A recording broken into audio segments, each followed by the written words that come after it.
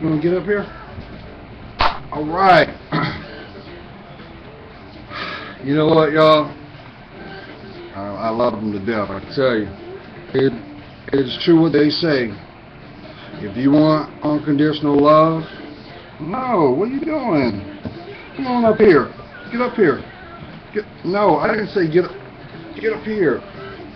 Tyson, get up there. Get up there. Sit down. Alright. So he wants to play. No. Come on, stop. Stop. We're trying to get this message out because everybody needs to know it. They have a right. Alright. Can you see me? Yeah, you can. Alright. So, I've already told you, I've already talked about where it comes from, how it impacts the child's psyche. Now, let's fast forward a little bit. Let's take that traumatized child, right? Now, here's something that is very interesting because we've all been, hopefully none of y'all have gone through, but for a lot of us, we may have experienced it in one way or another. That's why the term dysfunctional households exist, because there's no balance there. You know, you may come from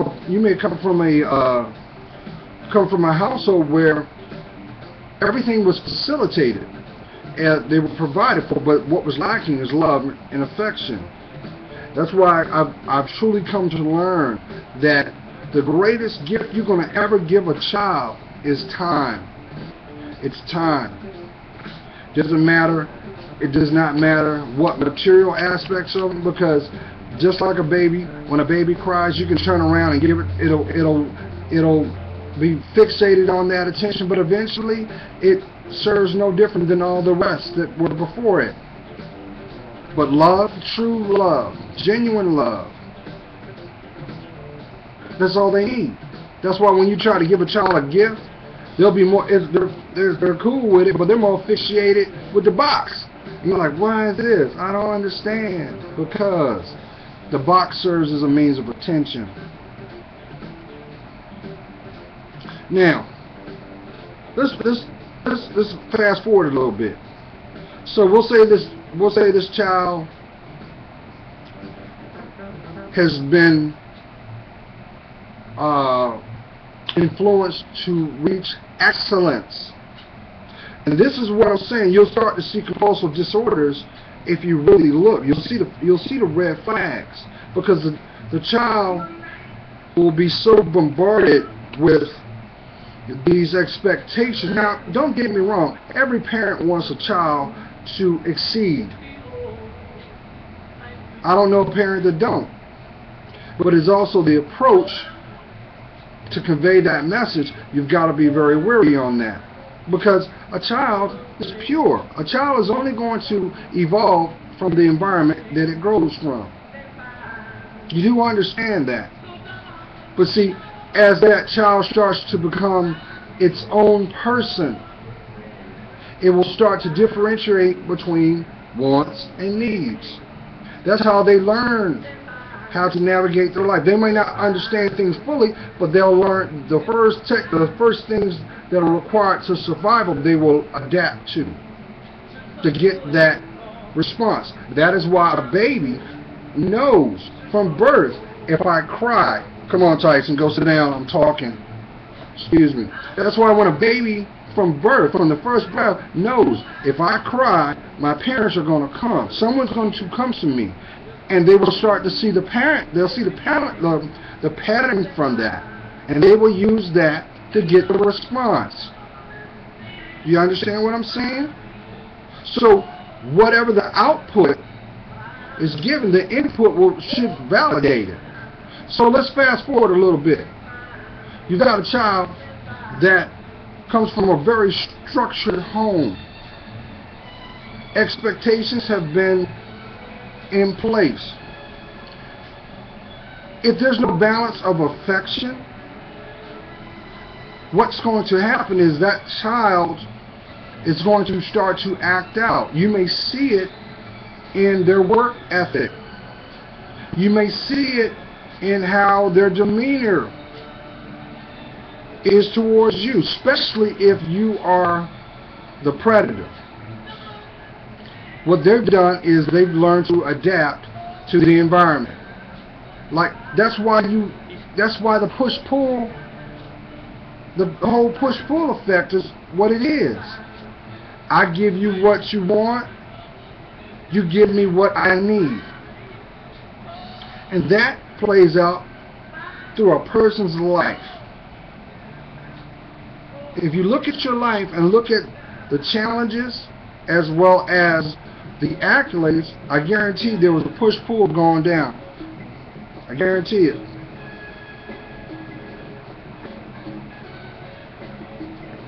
So let's fast forward. Oh, me some coffee, boy. It's cold out here too. I ain't feel like putting my. I had my fire on a little fire last night. I didn't want to do it again today. But I got my stuff. But it's cold. It's like 30-something degrees out here. All right. Excuse me. Let's go back into it. So you take that child. The child already understands that there are certain boundaries that they won't cross.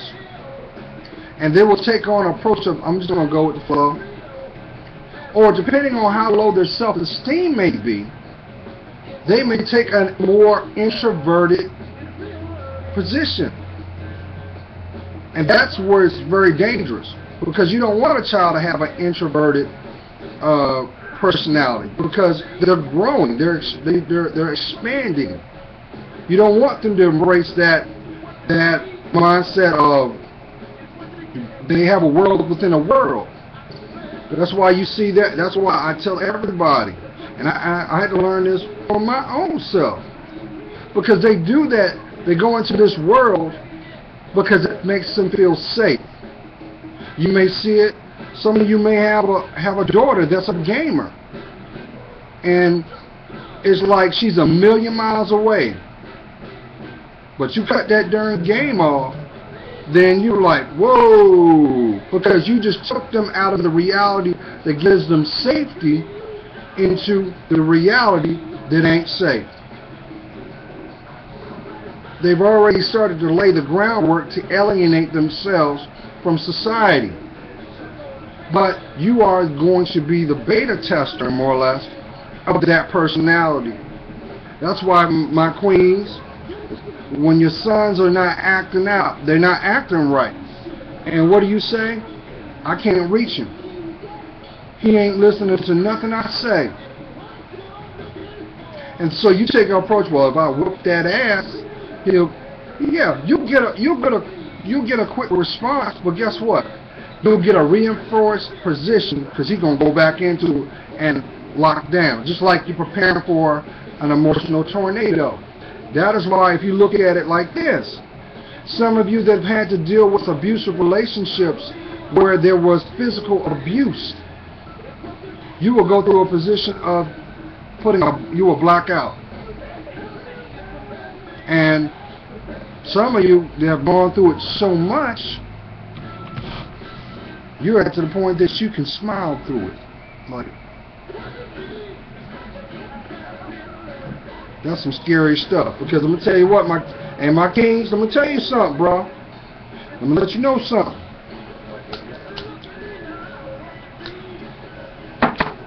If you are taking the position of the taskmaster and you are systematically, emotionally tearing that woman down, know when I say this, you may be waking up to your own funeral. You ever heard of that song, Thin Line Between Love and Hate? This is one thing I've come to learn. See, I'm going to try to pick my words as best as I know, so bear with me. See, especially in the black community, women have already been taught since slavery to not have faith in men. Why? It's because back then, the slave masters would sell off the men, made for money or out of spite. And that would turn around and cause a pain within that woman's psyche, in her heart, which would cause it to harden. Because the slave master is using it as a tool of manipulation. He may take the things that that person truly values and strip them from it. Like a child, like a relationship or some sort, to harden and yield the response he wants that woman to produce. So she, through generations, she's been taught not to depend on a man. She's been conditioned to expect the worst, to expect them to not stick around. That's been ingrained in her psyche. Now, please don't get it caught up because it's not a race thing. This is a humankind thing, y'all. Energy out is energy in. But see, the funny thing about it, figuratively, is society doesn't want you to see your worth, my kings. They want you to be deaf, dumb, and blind. They don't want you to be educated. They want you to be seen but not heard. They want you to be able to use your level of knowledge, which they already know is not ready to compete with society's demands. So guess what? They let you do what you need to do with the intent of putting you in a 10 by 6, because you're looked at as best valued through manual labor and not through your brain. They perpetuate the society. They perpetuate it because you were set up to fail. Be the exception of the rule. And they will also use women.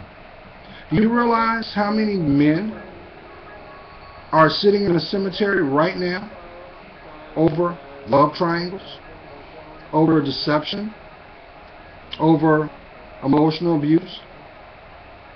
That's why you think the United Negro League used the moniker "a mind's a terrible thing to do." It's because without your mind, once again, where the mind goes, the body flows.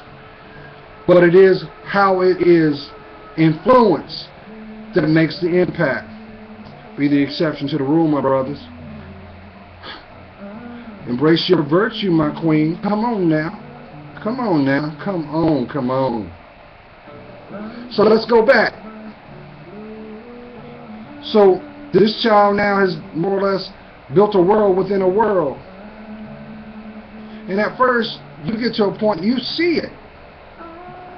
You try to attack it and bring that child out of that environment. But that child, you know, it's just kind of like telling somebody, hey, don't put your hand on that stove. You're going to get burnt. And they don't listen and they get burned. Well, guess what? Just as much as energy that you put out, if it's not with love, just as much energy that they're going to put in to stay in place. Because they're trying to prepare for another emotional storm. That's how abuse works. So if your position is of a negative nature, you're going to get a negative response. Please see your worth. Well, but trust when I say this. Everything can change because you have free will, but death. So you can define anything that you wish to do.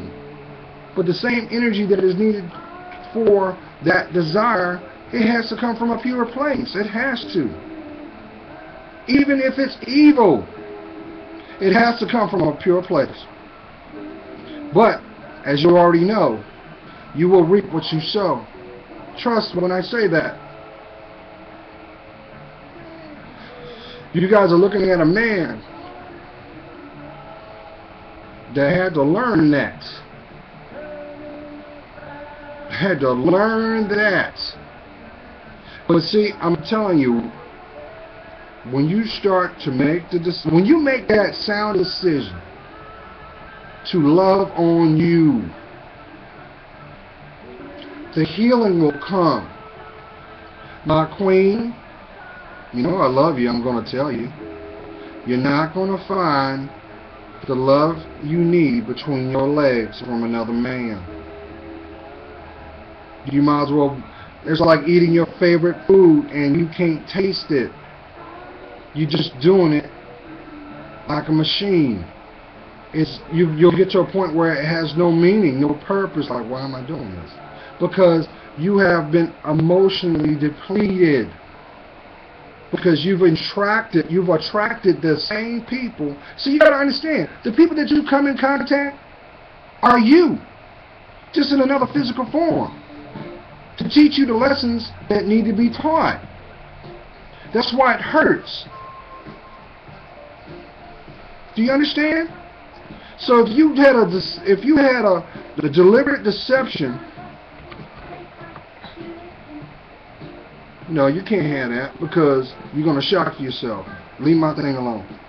But if your intentions are nothing but malicious, somebody's gonna come. Let me tell you, that devil, he gonna figure out. Well, he already know. He gonna bring you that person that's gonna blow your mind. And in turn, they're going to wreck your mind. They're going to rape your body emotionally. Move out the way, Tyson. Move out the way. Sit down. Don't play that game. That's why I tell my queens, let me tell you something. If you want a man to be in your life, if you want God to bring a man in your life, do the greatest service that you're going to do and invest in yourself emotionally, physically, and spiritually. Allow those emotional wounds to be healed. You can't sleep your way. Do you hear what I'm saying? Orgasm ain't going to make the pain go away. That's why stolen moments have a price. That's why you're tormented. Because you're looking at your life like my life went wrong. Why? Because you ain't seeing your worth. You got to forgive. You got to forgive those people. Starting from the beginning. That's the only way that pain is going to disappear through time. Some of you go through life secretly hating people. That's right, I said it. You secretly hate these people because you allowed yourself at one time to be vulnerable, to be open. You said, you know what? Yeah, Jody and them, you know, he used me. I gotta own that. But the next relationship I get in, I'm gonna do this. Well, guess what? You ain't healed from that one. That's why you keep going through that. And I'm going to talk about something else, and this is how you know, but I'm going to leave that part. I'm going to wait for the next one. I think I'm going to put about 4 more out, because I want you guys to get this. I want you to digest what's going on. There is a serious problem in our society. That's why there will never be unity until we change the way we see things, to change the perception. But you got to be willing to do the work. Okay? You deserve to be happy. It starts from the inside and resonates out. So if you are in the midst of nothing but chaos, or people can't get what you're trying to convey, they don't understand you, or they don't believe anything coming out of your mouth, guess what? You've got to heal those wounds. You've got to make those wrongs right through your consistency, your actions. Someone near and dear in my heart told me long ago, Gerald, it is not the words that come from your mouth, it's your actions. So if you're going to change for yourself how true they were. Because what they were not really telling me was, until I saw my self-worth and value, I would not have a clear perspective of what I truly need compared to what I want. That is why I tell you, my viewers, there are going to be people that you're going to have to say goodbye to in 2013. But say it out of love. Because guess what? The people that love you will move mountains. They want you to be happy. and because God put them there. But you got to acknowledge the Creator, because He's going to be the one that's going to carry you through them storms. And some of y'all already know what I'm talking about. Some of y'all are waking up to a nightmare every day. You're saying, how did I get here? My life ain't supposed to be like this. Why is it that I'm not being heard? Why is it I keep attracting the same type of men? Why do I see the same kind of women? Because it's what you see. You're seeing with this and not with this. You're not discerning. You're looking at life like you in control. Do you realize you ain't in control of nothing? You're not. And as long as you keep playing that game, the devil gonna be like, thank you. Oh, you think that was a big one? Watch what I do to you now. That's what he's gonna do. Don't do that. Don't fool yourself. That's why self-denial equals self-destruction. Love yourself. As I always say, God is praying for you. You know I am. Come on now. Let's roll them sleeves up. All right.